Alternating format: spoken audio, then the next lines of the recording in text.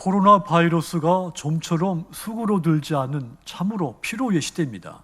하지만 믿음이 흔들리지 않으시고 예수와 함께 하신 여러분들에게 주님의 이름으로 축복합니다. 저는 지난 한 주간 동안 감동과 은혜를 여러분들 때문에 큰 감동과 은혜, 행복한 한 주를 보냈습니다.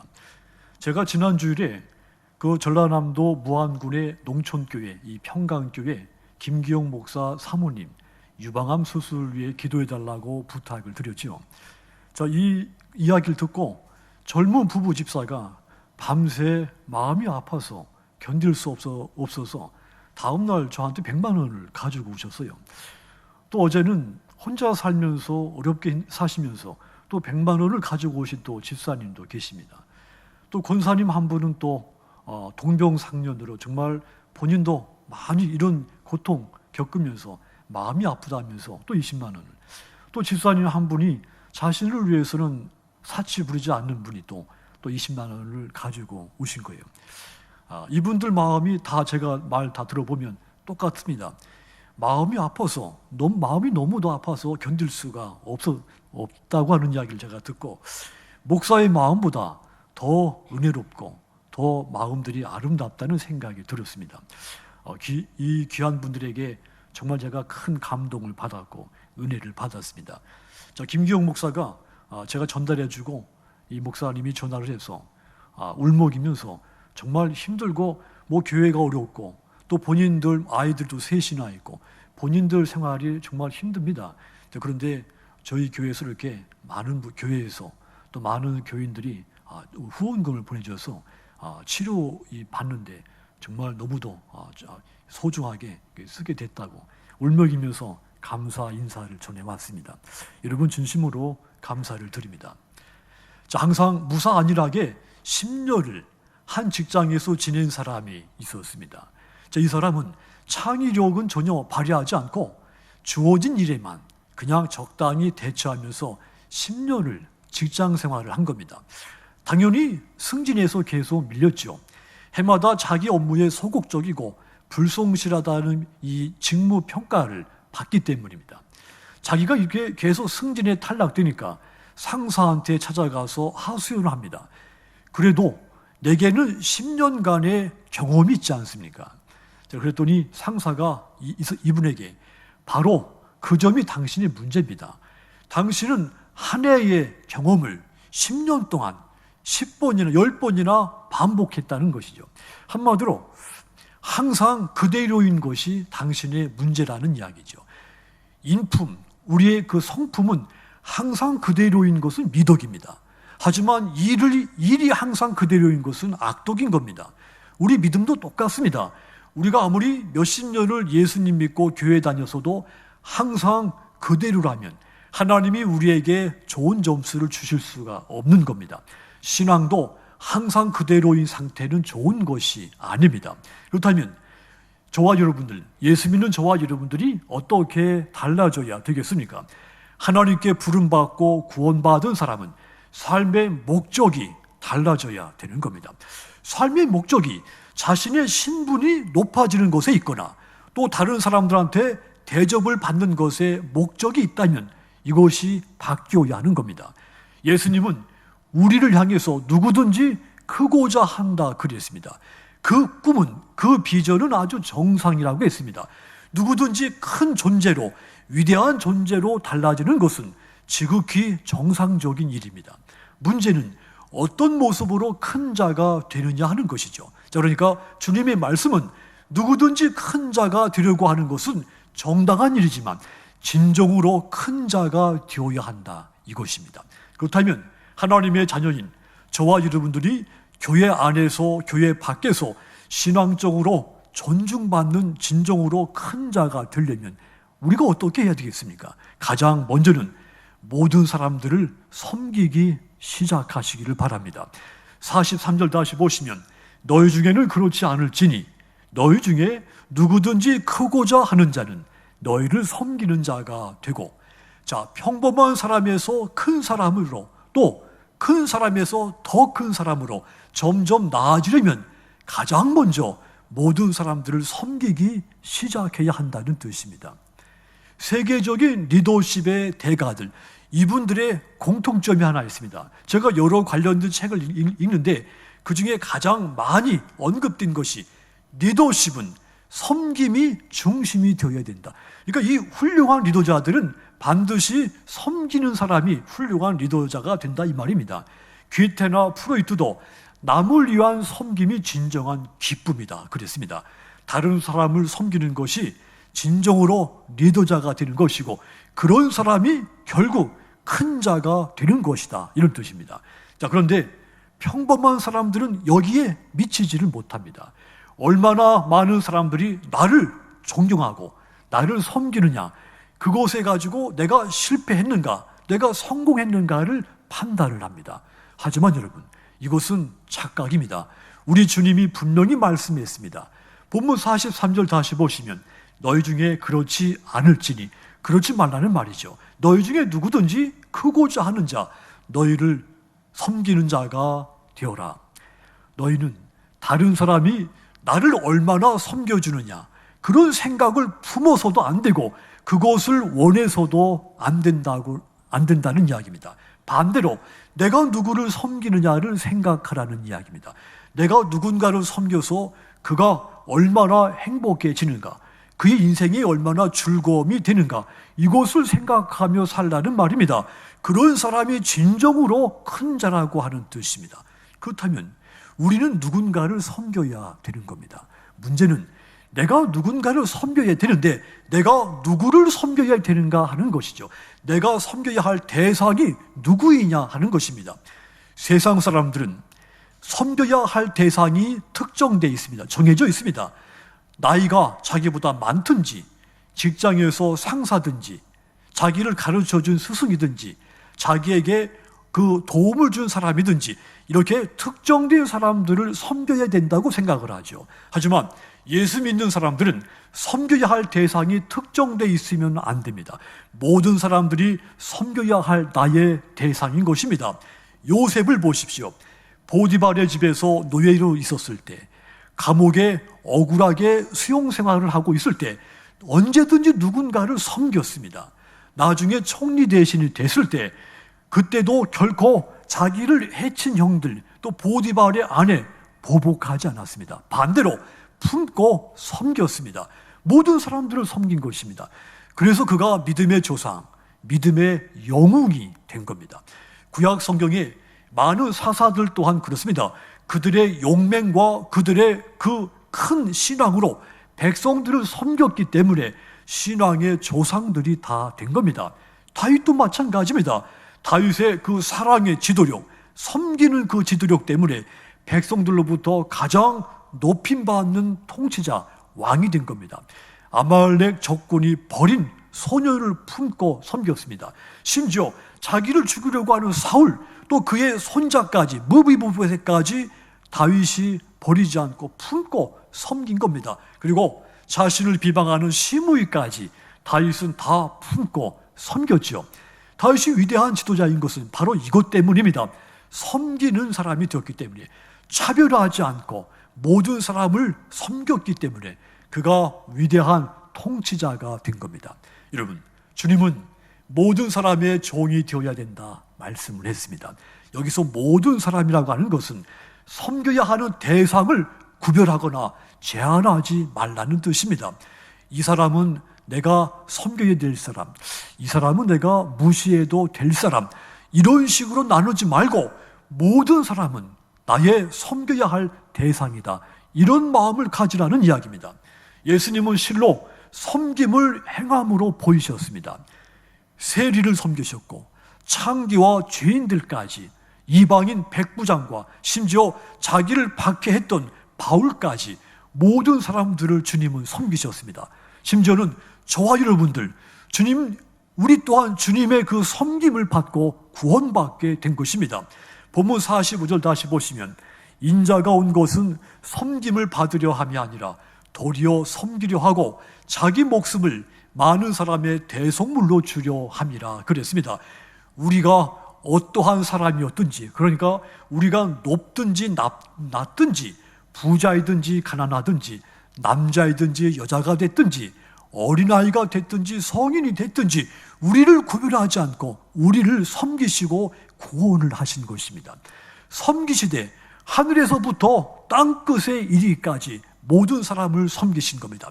그러므로 우리 주님이야말로 큰 영광 얻으시기에 가장 합당하신, 제존하신 분인 겁니다. 요한 웨슬리는 오늘날 감리교를 창설한 아주 훌륭한 하나님의 종이죠. 그의 좌우명이 있습니다. 내가 할 수 있는 모든 선한 일을 하자.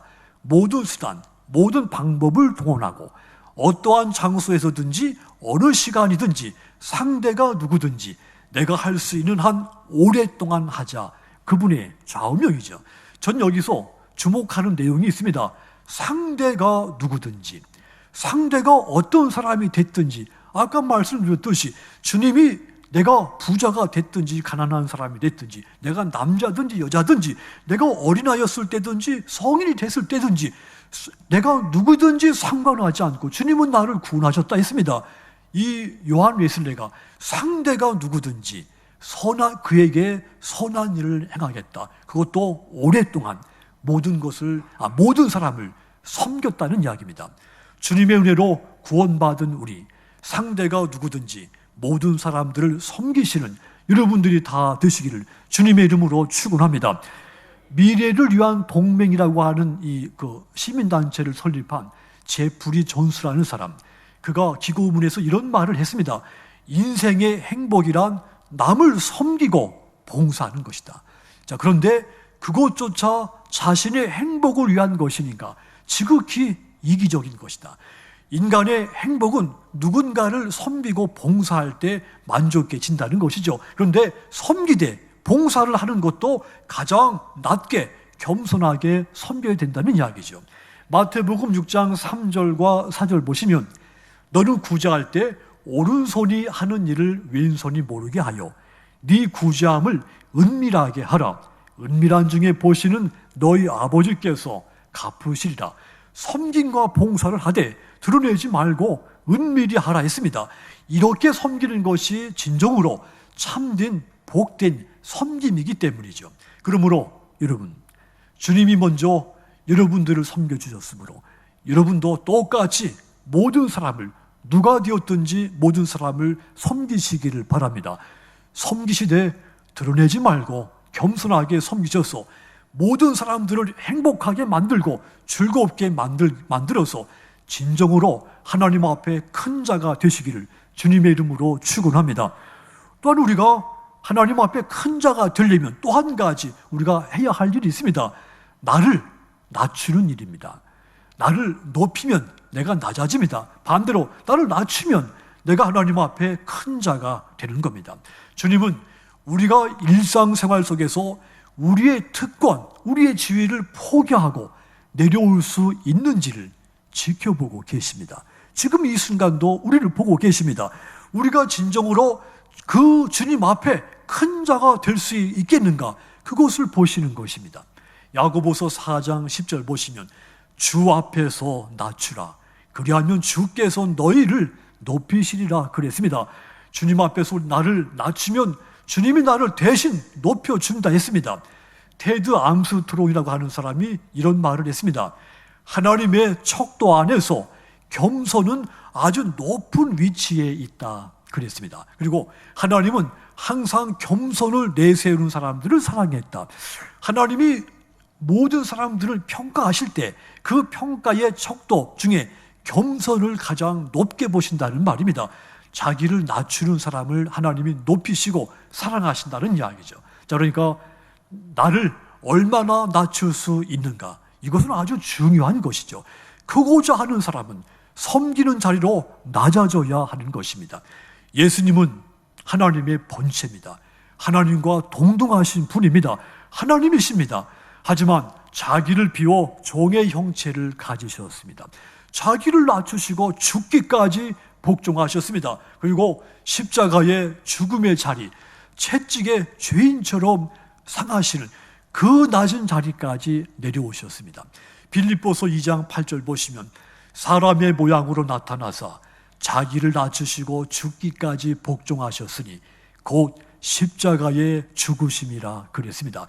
죽기까지 자기를 낮추신 것입니다. 가장 낮은 데까지 낮아지시고 나서 도리어 말씀하시기를 인자가 영광을 얻을 때가 왔도다, 그렇게 말씀을 했습니다. 높아졌을 때 내가 영광 받을 때가 왔다, 이렇게 말해야 마땅합니다. 반대로 가장 낮아졌을 때 내가 영광 얻을 때가 왔다, 그렇게 말씀했습니다. 가장 낮아지신 후에 영광 얻을 가장 큰 존재가 되신 것입니다. 주님은 더 이상 낮아질 수 없는 곳까지 자신을 낮추신 것입니다. 예수님이 낮아지셨기 때문에 오늘 저와 여러분들의 구원이 이루어진 겁니다. 성도 여러분, 신앙은 높이 뛰기가 아닙니다. 신앙은 끊임없이 낮게 내려가기입니다. 얼마나 낮아질 수 있는가, 이것이 그 사람의 영성의 중요한 척도가 되는 것입니다. 그래서 중세시대 때 프랜시스 그리고 그의 일행들은 예수님을 본받기 위해서 기꺼이 낮아지고 스스로 거지가 됐습니다. 부모님으로부터 많은 유산을 물려받았는데 그 유산들을 다 어렵고 힘든 사람들한테 나눠주고 자신들은 거지가 돼서 구걸하면서 그렇게 영성 수련을 쌓은 겁니다. 그래서 그들이 기독교 2000년 역사에서 매우 중요한 영적인 교훈들을 남기게 된 겁니다. 여러분, 세상에서는 성공의 개념이 우리하고는 다르죠. 누군가를 지배하는 자리에 오르는 것이 성공이라고 가르칩니다. 그것이 경제력이 됐든지 정치력이 됐든지 인간관계 파워가 됐든지 늘 성공은 누군가를 지배하는 곳에 있을 때 성공했다고 가르치죠. 예수님의 제자들 또한 그런 사고방식, 세속적인 생각을 품고 있었습니다. 그들도 인생의 목적을 세속적인 성공 가치관에 있었기 때문에 서로 다투면서 주님이 왕이 됐을 때 우편이나 좌편에 앉게 해달라고 요구를 한 겁니다. 다른 제자들도 그런 요구를 하는 제자들을 원망했습니다. 하지만 그것은 자기들도 똑같이 그렇게 되고 싶었기 때문이죠. 이에 대해서 예수님이 오늘 본문 43절, 45절에서 말씀한 겁니다. 진정으로 크고자 하느냐? 그러면 자기를 낮추어라, 이렇게 말씀을 한 겁니다. 누가복음 14장 11절도 보시면, 자, 한번 여러분 읽으십시오. 누가복음 14장 11절입니다. 함께 읽습니다.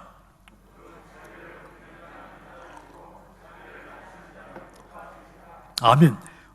낮아져야 높아진다 했습니다. 이것이 하나님 나라의 법칙입니다.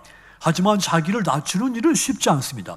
왜냐하면 기득권을 포기해야 할 때가 있고 내가 가지고 있는 물질을 내놓아야 할 때가 있기 때문이죠. 또 그동안 내가 정말 중요하다고 지켜온 가치관, 기준, 이것도 버려야 할 때가 있기 때문입니다.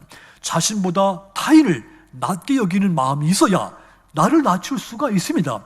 우리는 주님의 낮아지심으로 구원받고 나음을 입은 사람들입니다. 똑같이 우리도 주님처럼 낮아져야 됩니다. 사랑하는 여러분, 자기를 낮추고 또 낮추셔서 주님으로부터 진정으로 큰 자라고 인정받는 믿음의 여러분들이 모두 되시기를 주님의 이름으로 축원합니다. 또한 우리가 하나님 앞에 큰 자가 되기 위해서 마지막 한 가지 더 해야 할 일이 있습니다. 종의 자세를 지니고 살아야 됩니다.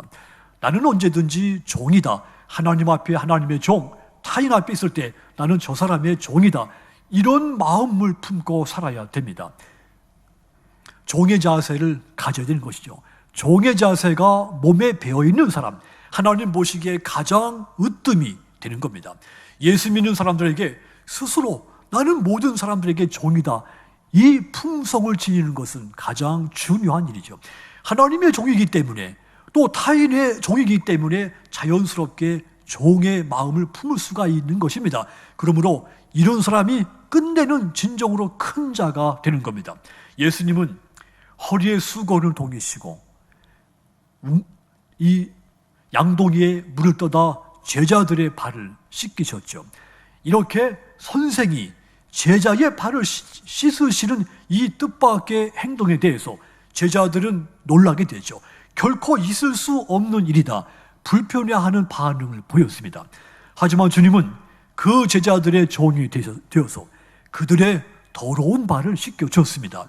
진정으로 으뜸된 분으로서 모범을 보여주신 겁니다. 너희가 진정으로 큰 자가 되려거든 내가 하는 것까지 똑같이 너희도 다른 사람의 종이 되거라. 1900년도 초에 일본의 나가노라고 하는 젊은 목사가 있었습니다. 이분이 이제 목사가 되고 기도하면서 결정하기를 동서남부 100km 이내 단 한 명의 교인도 없는 곳을 찾아서 가나사와 지역이라고 하는 곳에 교회를 세운 겁니다. 동서남부 100km 하면 여기서 천안까지가 한 85, 6km 되죠.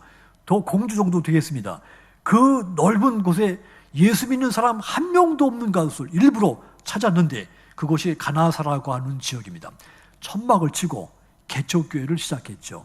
아내와 아이 둘을 앞에 놓고 창립 예배를 드렸습니다. 6개월이 지났습니다. 만약 6개월 동안 교인이 한 명도 오지 않았다. 우리 같으면 하나님의 뜻이 아니다. 이렇게 포기하고 싶은 마음이 충분히 들 수 있습니다. 그런데 이 젊은 목사는 하나님께서 자신을 이곳에 보내신 줄 믿고 여기서 하나님이 이루실 뜻이 있다고 확신했죠. 그러면서 그 자리를 무려 5년 동안 지킵니다. 5년 동안 교인이 한 명도 오지 않았습니다. 어느 날 5년이 지난 어느 수요일 저녁에 교회 천막에 커튼을 젖히고 첫 번째 청년이 들어온 겁니다. 나가노 목사가 감동을 했죠. 감격했습니다. 5년 동안 했던 그 어떤 설교보다도 열정을 품고 설교하고 설교 끝나고 이 청년을 데리고 밥을 먹었습니다. 근데 이 청년이 밥을 먹다가 욱하더니 붉은 피를, 시커먼 피를 쏟기 시작한 겁니다. 폐병 환자였던 것이죠. 그때 이 나가노 목사가 순간적으로 내면에 갈등이 일더랍니다. 이 사람을 밖으로 내보내야 될 것인가? 지금은 폐병은 다 완치가 가능하지만 1900년도 초면 폐병이면 거의 죽었습니다.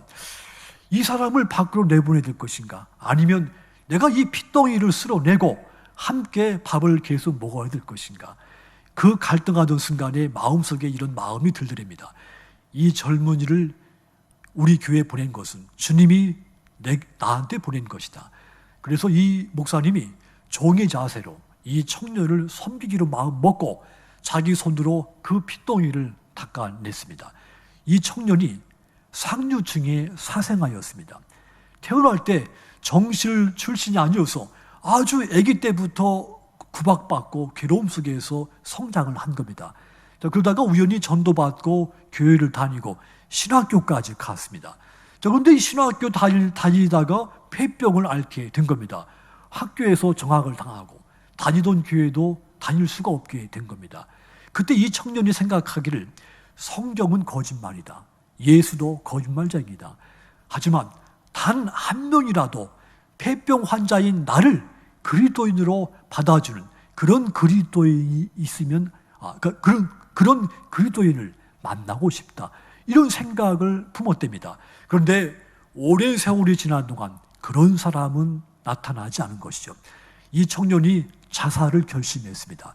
그런데 자살 전에 우연히 이 나가노 목사의 개척교회를 찾아가게 된 것이죠. 그리고 그 밥상 앞에서 검은 피를 토한 겁니다.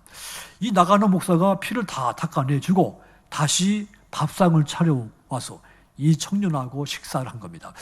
그 밥상에서 주님이 이 청년을 만나준 겁니다. 예수님은 살아계셨습니다. 주님의 은혜로 이 청년의 폐병이 기적같이 깨끗하게 치유가 된 겁니다. 그리고 이 청년이 다시 신학교에 가서 졸업하고 그 유명한 가가와 도요히코 목사가 되죠.